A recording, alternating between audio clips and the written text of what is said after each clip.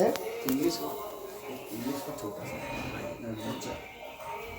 अग्नि का पुत्र सुवारोचिस दूसरा मनु बना। उनके अनेक पुत्रों में द्रुमद, सुसेन तथा रोंचिस मत प्रमुख थे। स्वरोचिस के शासन काल में इंद्र का पद यज्ञपुत्र रोचा ने ग्रहण किया। दूषित तथा अन्य लोग प्रधान देवता बने और ऊर्जा स्तंभ इत्यादि सप्तर्षि हुए। ये सभी भगवान के निष्ठावान भक्त थे। वेदशिरा अत्यंत विख्यात ऋषि थे। उनकी पत्नी तुषिता के गर्भ से विभु नामक अवतार ने जन्म लिया। विष्णु ब्रह्मचारी बने रहे और जीवन पर्यंत अविवाहित रहे। उनसे 88,000 अन्य मुनियों ने आत्मनिग्रह, तपस्या तथा अन्य आचार संबंधी शिक्षाएं ग्रहण की। हे राजन, तीसरा मनु राजा प्रियव्रत का पुत्र उत्तम था। इस मनु के पुत्रों में पवन, संजय तथा यज्ञहोत्र मुख्य थे। तीसरे मनु के शासन काल में वशिष्ठ के पुत्र प्रमथ तथा अन्य पुत्र सप्तऋषि बने। सत्यगण, वेदसुतगण तथा भद्रगण देवता बने और सत्यजीत को स्वर्ग का राजा इंद्र चुना गया। भगवान इस धर्मांतर में धर्म की अग्नि सूर्यता के गर्भ से प्रकट हुए और सत्य में नाम से विख्यात हुए। अन्य देवताओं के साथ प्रकट हुए। सत्यसेन ने अपने मित्र सत्यजीत के साथ, जो इस काल के स्वर्ग के राजा इंद्र थे, समस्त झूठे, अपवित्र तथा दुराचारी यक्षों, राक्षसों तथा भूत प्रेतों का वध कर दिया, क्योंकि वे अन्य जीवों को कष्ट पहुंचाते थे। तीसरा मनु उत्तम का भाई, जो तामस नाम से विख्यात था, चौथा मनु बना। तामस के 10 पुत्र थे, जिनमें पृथु, ख्याति, नर तथा केतु प्रमुख थे। पर प्रसन्न हो।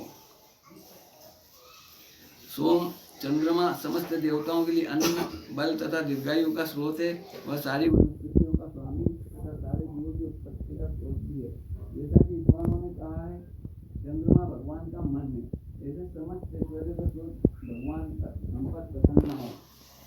अनुष्ठानों की आहुतियां ग्रहण करने के लिए उत्पन्न अग्नि भगवान का मुख है। सागर की गहराइयों के भीतर भी संपदा उत्पन्न करने के लिए अग्नि रहती है और उधर में भोजन पचाने के लिए तथा शरीर पालन हेतु विभिन्न प्राणों को उत्पन्न करने के लिए भी अग्नि उपस्थित रहती है। इसलिए परम कृष्ण भगवान हम पर प्रसन्न हो।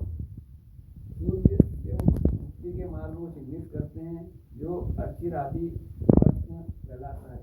वे वेदों के ज्ञान के प्रमुख स्रोत है। वही ऐसे नाम है जहाँ पर परम शक्ति। वे मोक्ष के बाद में नित्य जीवन के स्रोत है। वे मृत्यु के भी कारण है। सूर्य भगवान की आँख है। ऐसे परम ऐश्वर्यवान भगवान हम पर प्रसन्न हो। हरे कृष्णा कृष्णा कृष्णा हरे हरे, हरे राम राम राम हरे हरे। सदैव धन संग्रह करने के लिए लालायित रहते हैं, किंतु इसके लिए उन्हें अत्यधिक श्रम करना पड़ता है। इतने कठोर श्रम के बावजूद भी उन्हें संतोषप्रद फल नहीं मिल पाता। निसंदेह ही कभी कभी तो उनके कर्म फल से निराशा ही उत्पन्न होती है, किंतु जिन भक्तों ने भगवान की सेवा में अपना जीवन अर्पित कर रखा है, वे कठोर श्रम किए बिना ही पर्याप्त फल प्राप्त कर सकते हैं।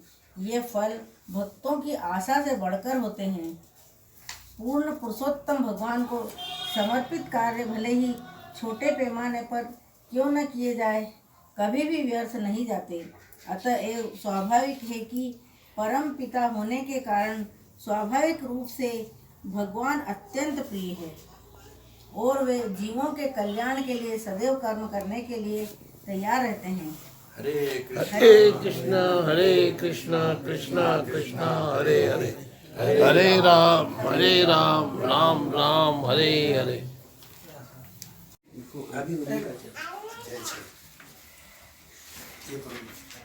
अध्यक्ष देवताओं तथा असुरों द्वारा संधि की घोषणा।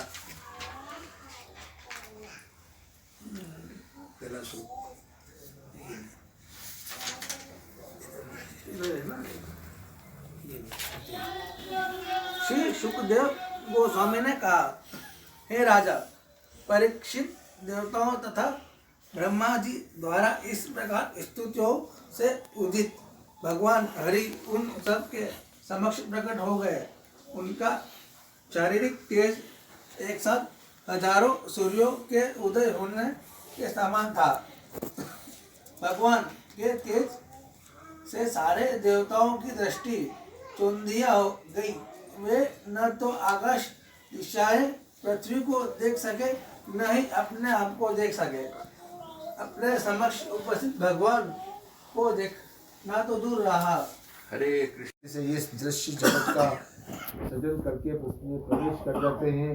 जो लोग भगवान कृष्ण भावनामृत में चढ़े पड़े हैं, जो प्रामाणिक शास्त्रों से भलीभूति परिचित हैं और भक्ति योग के सुंदर अभ्यास से सारे भक्ति कलमश से युद्ध हो जाते हैं, शुद्ध हो जाते हैं। छोड़ दिया आपने।